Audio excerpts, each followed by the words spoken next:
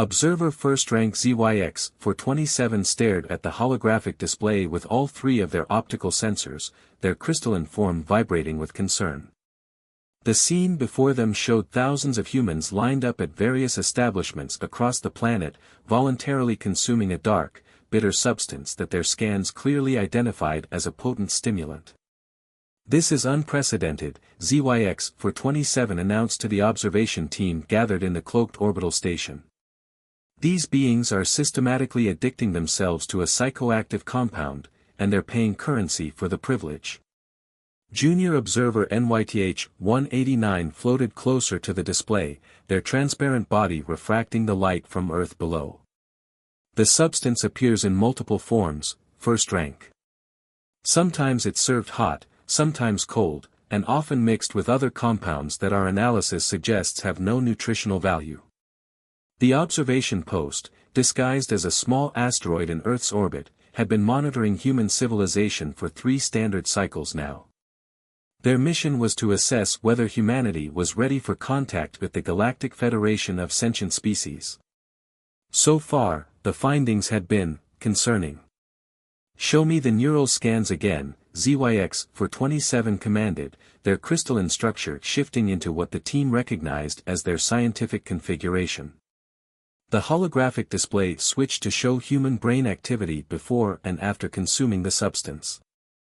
"As you can see," technical analyst VEX-775 explained, their voice creating harmonic resonances in the station's atmosphere, "the compound increases neural activity by approximately 147%.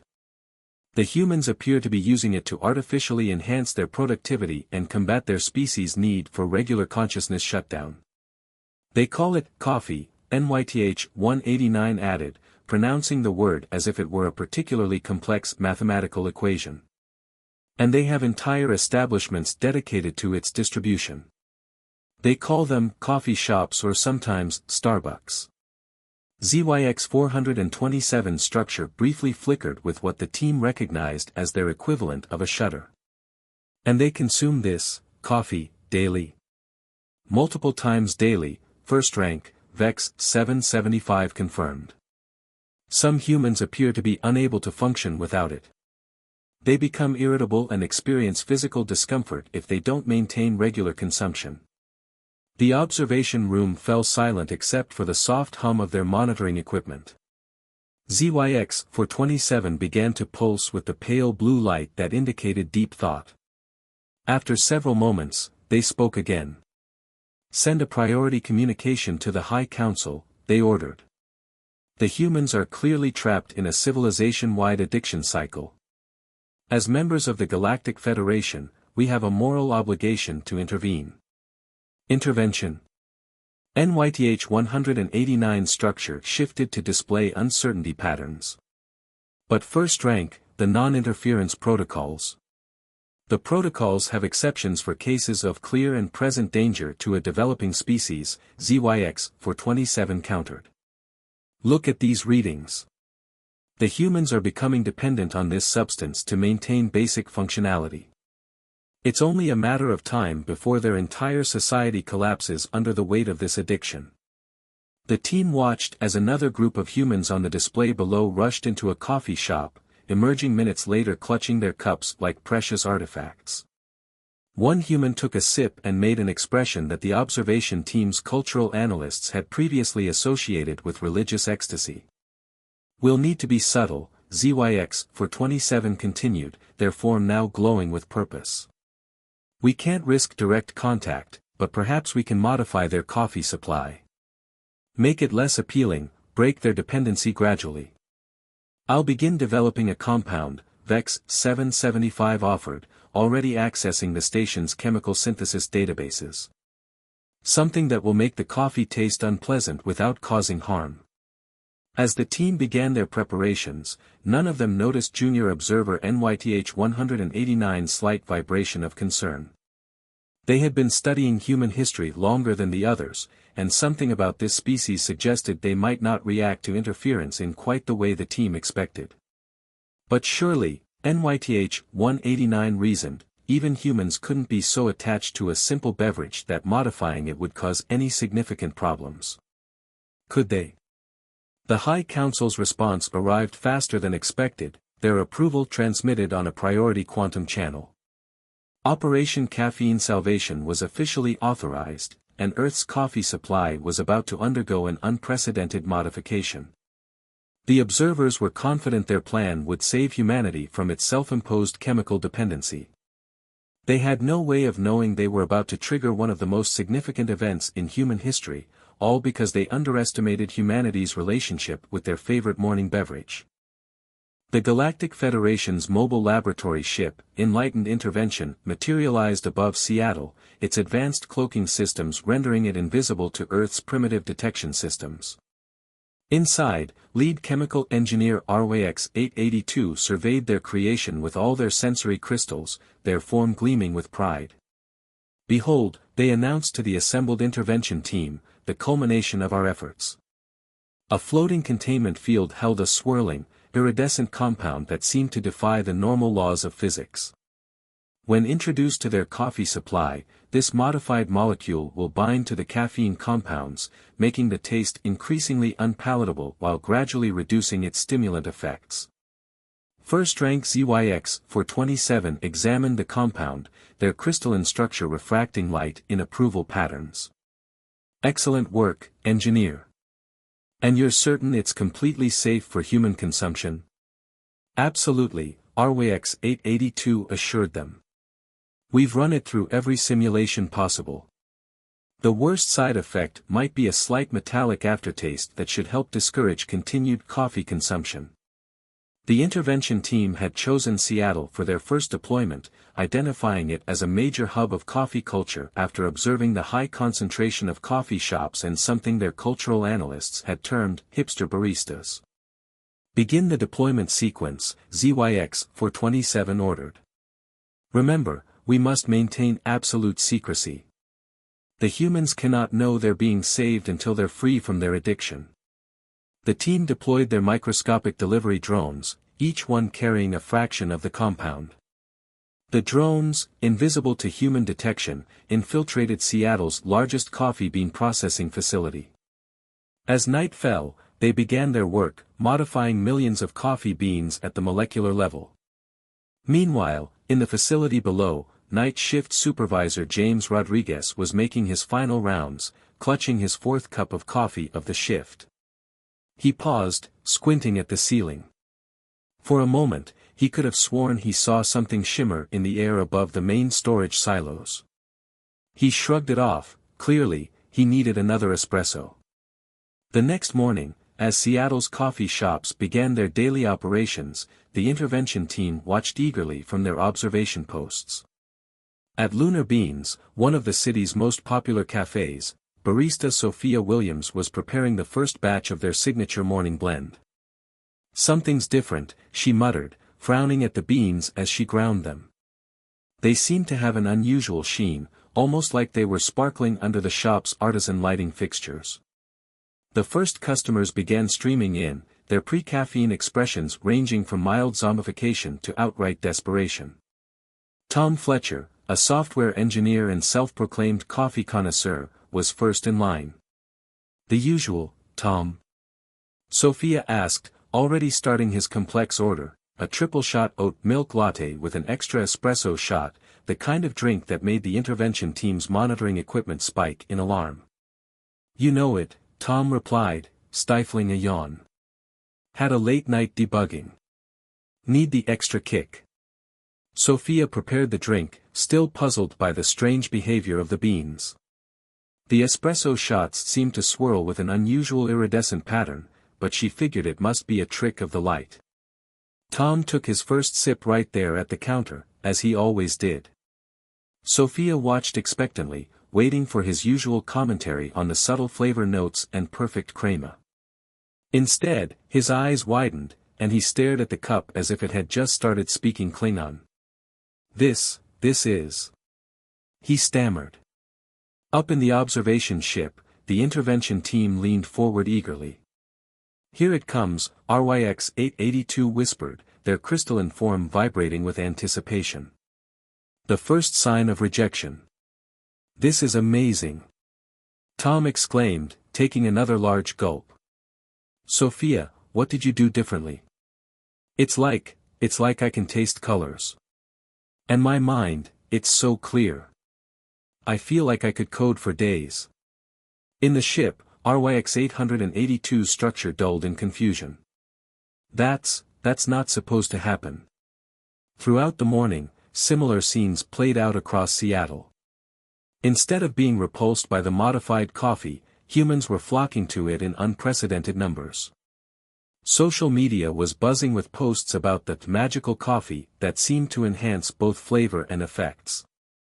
Hashtag Seattle Magic Coffee started trending on Twitter. Instagram was flooded with photos of the slightly shimmering beverages.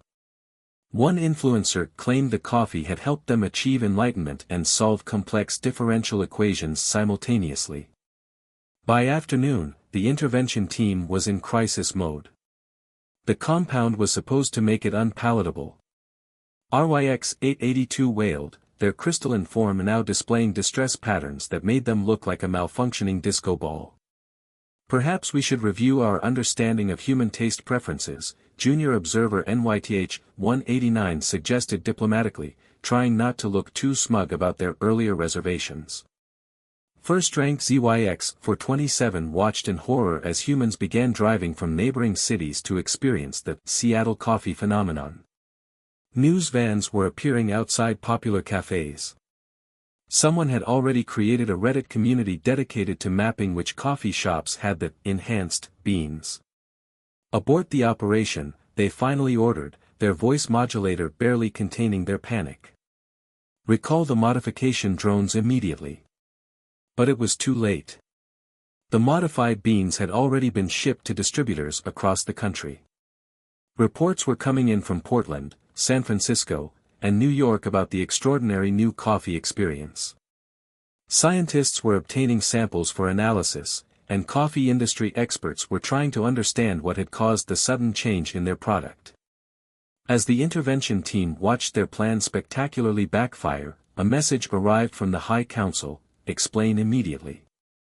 ZYX 427 stared at the message, then at the scenes of jubilant humans enjoying their accidentally enhanced coffee, and made a sound that could only be described as a crystalline sigh. Perhaps, NYTH 189 ventured, we should consider the possibility that we may not fully understand human biochemistry, or humans in general. Down below, Sophia was dealing with lines around the block. Tom had just filed 3 patent applications and written a symphony, and James Rodriguez was starting to wonder if those strange lights he'd seen in the warehouse had something to do with the fact that he could now apparently taste the color blue in his morning brew. The intervention team's attempt to save humanity from coffee had instead given them a super coffee that would change the world. And somewhere in the vast expanse of space, the cosmic entity in charge of irony was probably ordering a cappuccino. The Galactic Federation's emergency response chamber was in chaos. Crystalline beings from across the galaxy had gathered to address what was quickly becoming known as the coffee incident. Holographic displays showed scenes from Earth that were making even the most seasoned xenobiologists question their understanding of human physiology. First Rank ZYX 427 stood before the council, their form dimmed with embarrassment as they delivered their report. The modified coffee has spread to approximately 60% of Earth's supply. Initial attempts to recall or neutralize the compound have failed because they paused, their structure flickering with disbelief, because humans are actively seeking it out and hoarding it. The council chamber erupted in harmonious discord as dozens of crystalline beings spoke at once, creating an effect similar to wind chimes in a hurricane.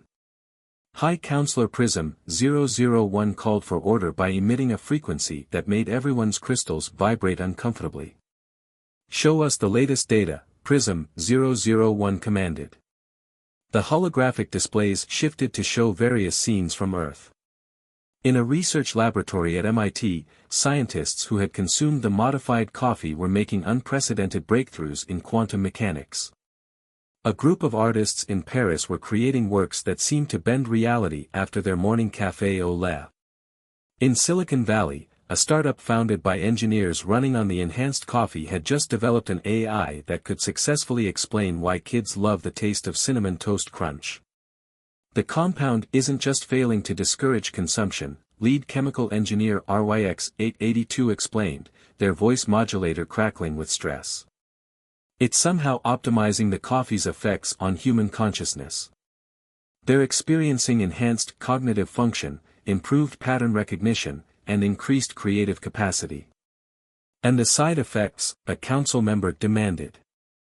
That's the most confusing part, junior observer NYTH189 chimed in. There aren't any. No crashes, no jitters, no addiction reinforcement. The modified coffee actually seems to be good for them. In Seattle, Tom Fletcher had just completed his magnum opus, a universal programming language that could run on any device, including some that hadn't been invented yet. He credited his breakthrough to what social media had dubbed shimmer coffee, named for its subtle iridescent quality.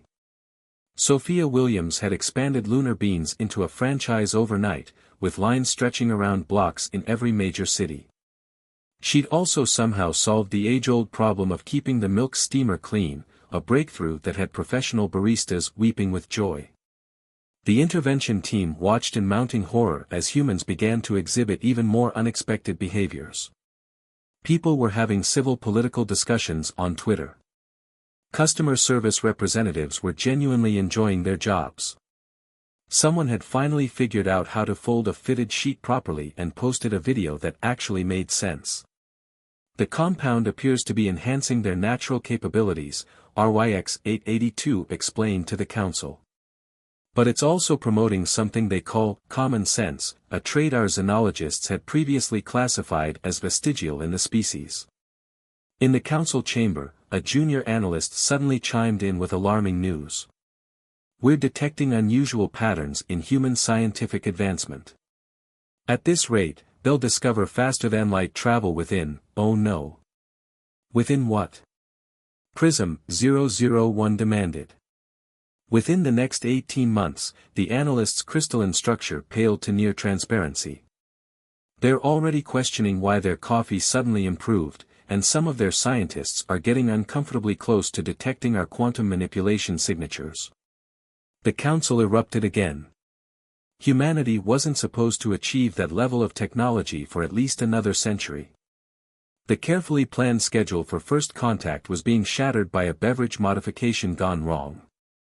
Meanwhile, back on Earth, James Rodriguez had been promoted to CEO after reorganizing his entire coffee processing facility into the most efficient operation in corporate history. He'd also started having strange dreams about crystalline beings and was beginning to wonder if those weird lights he'd seen weren't just caffeine-induced hallucinations after all. In a small laboratory in Geneva, a physicist sipped her modified cappuccino and stared at her calculations. There was something about the coffee's molecular structure that didn't make sense. It seemed almost artificially enhanced, as if designed by an intelligence far beyond current human capability. She took another sip, and suddenly the implications became crystal clear. Oh, she said softly, as the last pieces fell into place. Oh my. In the Federation's observation ship, alarms began blaring as their sensors detected the exact moment humanity began to realize they weren't alone in the universe. First-rank ZYX427 structure went completely transparent with shock. High Council, they transmitted urgently, we may have accidentally triggered first contact, through coffee. The response from the Council was short and captured the gravity of the situation perfectly, well, brew. As humanity stood on the brink of its greatest discovery, powered by accidentally enhanced coffee, the intervention team faced a stark reality. Their attempt to save humanity had instead catapulted them into an advanced civilization practically overnight. And now they would have to explain themselves to a species that had very strong feelings about people messing with their coffee. The cosmic entity in charge of unintended consequences was definitely having a good laugh, probably over a cup of shimmering espresso. 6 months after Operation Caffeine Salvation's catastrophic success, Earth had become virtually unrecognizable to its alien observers. The Galactic Federation's monitoring station was now running on triple shifts trying to keep up with the pace of human advancement, their crystalline forms stressed to the point of developing microscopic cracks. Another breakthrough, NYTH-189 announced, their voice modulator barely containing their disbelief. A teenager in Mumbai just developed a room-temperature superconductor while drinking a modified cold brew. First rank ZYX for 27, who hadn't stopped vibrating anxiously since the whole debacle began, projected the latest statistics into the command center. The numbers were staggering: global productivity up 300%, international conflicts down 85%, and scientific publications increased by 1,200%. Someone had even finally invented a printer that actually worked reliably. The humans have started calling it stellar coffee, technical analyst Vex 775 reported, monitoring social media feeds. They think the iridescent effect comes from a rare cosmic event affecting Earth's magnetic field. They're partially right, just not in the way they think. The Federation's worst fears were being realized. Humanity wasn't just advancing, they were evolving. The modified coffee had somehow unlocked potential that even the most optimistic xenobiologists hadn't predicted for another millennium. In New York, the United Nations had convened an emergency session to address what they called the Great Awakening. Representatives from every nation sipped from shimming cups as they, for the first time in history, actually achieved meaningful consensus on global issues. We're receiving reports from the Antarctic Research Station, Vex 775 continued. A group of scientists there claim they've detected unusual quantum signatures in the coffee's molecular structure. They're calling it non-terrestrial engineering. ZYX 427 structure paled. How close are they? The lead scientist, Dr. Isabella Patel, has theorized that the coffee was modified by an advanced civilization. Her paper is pending publication in Nature, with a 99.9% acceptance probability. The observation room fell silent except for the hum of monitoring equipment and the occasional stress-induced crystal chime from the observers. Meanwhile, in a bustling Tokyo coffee shop, a quantum physicist and a barista were having an unusual conversation. The physicist, Dr. Hiroshi Tanaka, had been mapping the strange energy patterns in his daily cup of enhanced coffee when he noticed something extraordinary: the iridescent swirls weren't random. They formed patterns that corresponded perfectly to quantum field equations he'd been working on for years. It's like someone left their signature, he explained to the barista, who was surprisingly following the complex physics thanks to her own enhanced coffee consumption. But not just any signature, it's written in the language of the universe itself. Across the globe, similar revelations were occurring. A network of coffee-enhanced minds was putting the pieces together, sharing insights on a new quantum-encrypted internet that someone had developed during a particularly intense espresso session. Back in the Federation ship, the Situation Room had devolved into barely controlled panic. They've created a unified field theory, an analyst reported, their crystalline form flickering with anxiety. And they're using it to track the quantum signatures we left in the coffee compound. Impossible. RYX 882 protested. Those signatures were supposed to be undetectable to their level of technology. Their level of technology this morning, or their level of technology 5 minutes ago? NYTH 189 asked dryly. Because they've advanced twice since I started this sentence. The High Council was now in permanent emergency session.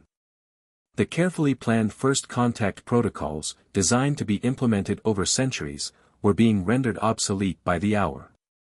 Humanity wasn't just knocking on the door of galactic civilization, they were picking the lock while simultaneously redesigning the entire security system. In a small cafe in Geneva, Dr. Isabella Patel stirred her shimmering latte and smiled as her quantum scanner beeped softly. The signal was stronger today, she could almost pinpoint the location of the cloaked observation ship. She opened her laptop, which was running on a new quantum processor that had gone from concept to production in just 2 weeks, and began composing a message. Dear potential extraterrestrial visitors, she typed, we need to talk about what you did to our coffee. In the observation ship, every alarm suddenly activated at once. First rank ZYX for 27 stared in horror as the message appeared directly on their quantum-encrypted display, bypassing security protocols that were supposed to be unbreakable. "They've done it," NYTH 189 whispered, their structure showing both fear and a hint of admiration. "They've actually managed to hack our systems. Using technology they developed because of our modified coffee." The message continued, "We're not angry. Actually, we're quite impressed. But we do have some questions, and we've just finished developing faster-than-light communication technology to ask them. Would you like to meet for coffee?" As the Federation observers tried to process this unprecedented situation, coffee shops around the world continued serving their enhanced brews to a humanity that was rapidly outgrowing its cradle. The cosmic entity in charge of dramatic irony was probably writing a dissertation about this moment, likely while enjoying a quantum-modified macchiato. The historic first official meeting between humanity and the Galactic Federation was scheduled to take place in, appropriately enough, a Seattle coffee shop. Lunar beans had been cleared of regular customers, though Sophia Williams insisted on being the one to serve the drinks. After all, she pointed out, she'd been unknowingly serving aliens coffee for months now. Their crystalline forms had been rather conspicuous in hindsight. First rank ZYX for 27 led the Federation delegation, their crystalline structure polished to a formal shine that reflected the cafe's ambient lighting in complicated patterns. Beside them, junior observer NYTH 189 and lead chemical engineer RYX 882 tried to look dignified while secretly wishing they could phase shift through the floor. The human delegation was led by Dr. Isabella Patel, whose quantum detection of the aliens' coffee modification had catalyzed this meeting.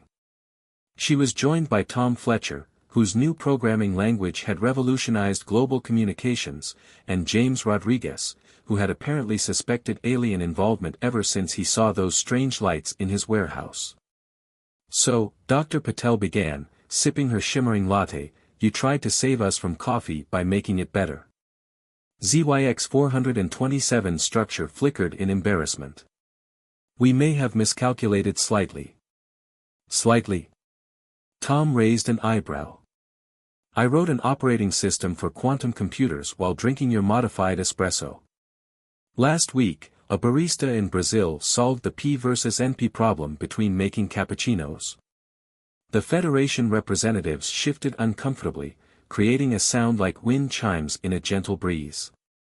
Sophia arrived with another round of drinks, including a special crystalline container designed to let the aliens sample their accidental creation. RYX 882 hesitantly absorbed a drop of the enhanced coffee through their molecular structure. Their entire form immediately lit up like a disco ball having an epiphany. "Oh," they chimed in surprise. "Oh my! This is actually quite remarkable." "We know," James nodded. "By the way, your cloaking technology would work better if you accounted for quantum entanglement with coffee particles. We figured that out last Tuesday." The aliens' embarrassment was now reaching critical levels of sparkle. Humanity hadn't just adapted to their intervention, they'd improved upon it. The Federation's attempt to save Earth had instead turned humans into one of the most rapidly advancing species in galactic history. The High Council has sent an official message, NYTH 189 announced, their structure vibrating with incoming quantum communications. "They wish to apologize for the unauthorized modification of your beverage supply and formally invite Earth to join the Galactic Federation. On one condition," Dr. Patel smiled, holding up her iridescent coffee. "We get to keep this. You want to continue consuming the modified coffee?" ZYX 427 asked, their voice modulator crackling with surprise. "Even knowing it was an alien attempt to discourage its use. Have you tried making a deadline without coffee?" Tom asked. "Besides, your modification actually made it better for us. No jitters, no crashes, just pure, clean focus and creativity. It's like you accidentally created the perfect human productivity tool." And, James added, "global coffee sales are up 500%. My processing plant can barely keep up with demand, even with the new quantum automated production lines we developed last month. The aliens exchanged glances, their crystalline forms refracting light in patterns of confusion and amazement. Their attempt to break humanity's coffee dependency had instead created a super beverage that had accelerated human development by centuries. "We accept your condition," ZYX-427 finally declared. "And perhaps we could learn more about this coffee culture of yours. For scientific purposes, of course." "Of course," Dr. Patel grinned. "Sophia, could you get our new friends here the full tasting flight? I think they need to experience the difference between a light and dark roast." As the first official cultural exchange between humans and aliens began over cups of shimmering coffee, the cosmic entity in charge of unexpected outcomes was probably filing this under most successful failure in galactic history. In the months that followed, coffee shops became the unofficial centers of human-alien diplomatic relations. The Federation discovered that their crystalline forms could process coffee in fascinating ways, leading to new innovations in both beverage and spaceship design. Earth's entry into galactic society was celebrated with the release of a special, first contact blend, that literally sparkled with quantum possibilities. And so, humanity's first steps into the galactic community were taken not with a grand space battle or a solemn diplomatic ceremony, but with a simple cup of coffee. The Federation learned a valuable lesson about making assumptions about other species' customs, and humans gained both incredible coffee and interstellar travel capabilities. The incident would go down in galactic history as the Great Coffee Enlightenment, though some Federation historians still referred to it as the caffeine catastrophe. Earth's coffee shops proudly advertised their beverages as alien-approved, and somewhere in the vast expanse of space, the cosmic entity in charge of beverage-based diplomatic incidents was probably already planning their next coffee break.